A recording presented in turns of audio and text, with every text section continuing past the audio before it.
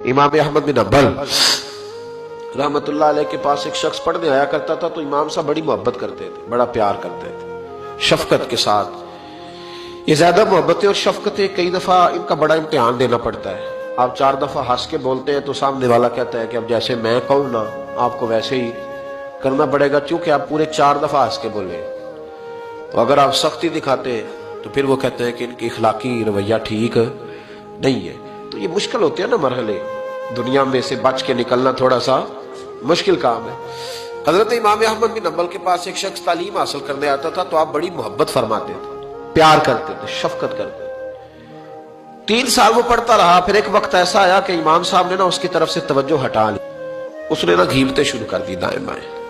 कहने लगा जी लगता है अब कुछ ज्यादा लोग आ गए, अब जरा प्यार हो गया, अब जरा ये हो गया। दाएं बाएं हल्की फुल्की बातें, जिस तरह इंसान के कमजोर रवैये होते हैं वो करना शुरू कर देता है, हमारी कमजोरियां होती।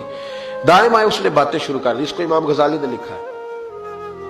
तो इमाम अहमद बिन हंबल रहमतुल्लाह ताला अलैह को पता चला तो आपने उसको बुलाया और बुला के फरमाया मुझ पे शिकवा था तो बात मुझसे करनी चाहिए थी कि दूसरों से करनी थी। उसने कहा हुजूर मैं बड़ी तकलीफ में हूँ, 3 साल आता रहा हूँ और आप बड़ी मोहब्बत करते रहे, तो अब आपने रुख ही फेर लिया है, बात क्या है? तो आप फरमाने लगे कितना अर्सा पढ़ा तूने मेरे पास? कहा 3 साल। फरमाया मैंने तुझे कुरान भी सिखाया, हदीस भी सिखाई, इखलाक भी बताता रहा, और कल तूने अपनी दीवार पे लेपा पोती की है, मिट्टी की लेपा पोती होती है ना कच्ची दीवारों पे, वो कल तूने अपनी दीवार पर लेपा पोती की है, और गली के अंदर इतने इतने बड़े गड्ढे बनाकर तूने मिट्टी उठाई है वहां से, ये कुछ अरसा पहले।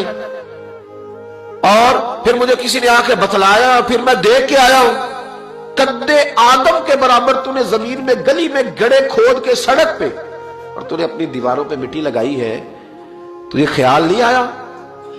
वो कहने लगा हुजूर मेहरबानी करे आप मुझसे राजी हो जाएं और मुझे पढ़ाना शुरू करें। फरमाने लगे अगर 3 साल पढ़ के तुझे इतना भी पता नहीं चला कि मुसलमानों के लिए गलियों में गड्ढे नहीं खोद ले, तो आगे पढ़ के तुझे क्या पता चलेगा? 3 साल तालीम हासिल करके भी अगर तुझे समझ नहीं आई कि गलियों में मुसलमानों के लिए खड्डे और गड्ढे नहीं बनाने, तो मियां आगे मैं तुझे, इसलिए मैंने जरा तवज्जो फेर ली है कि मेरी तालीम का तेरे ऊपर कोई असर है तो मैं किसी और पे ना मेहनत कर लूं। अब किसी और, क्योंकि मेरा तो मिशन ये है रसूलुल्लाह का दीन फैलाना, तो अगर तेरी समझ में बात नहीं आ रही तो फिर मैं आगे भी ना बढ़ूं, फिर किसी और की तरफ भी ना जाऊं। इसलिए मैंने एराज बरता है, मैंने अपनी सिमत का तयन, अल्लाह करे आपको मेरी बात की समझ आए, आमीन तो कह दे, अल्लाह करे आपको समझ आए। और भाई अगर एक पत्थर पर पानी डालते जमाना बीत गया और उसने एक कतरा जज़ब नहीं किया तो फिर क्या बारिश क्या करे? सब्जे पे ना बरसे, वो उधर ना जाए जहां से फूल खिलेंगे, वो फिर अपना रुख बदले ना। तो पाबंदी है बारिश पर कि वो मेरी तरफ ही आएगी, यही बरसेगी, मेरी छत पे ही वो आएगी।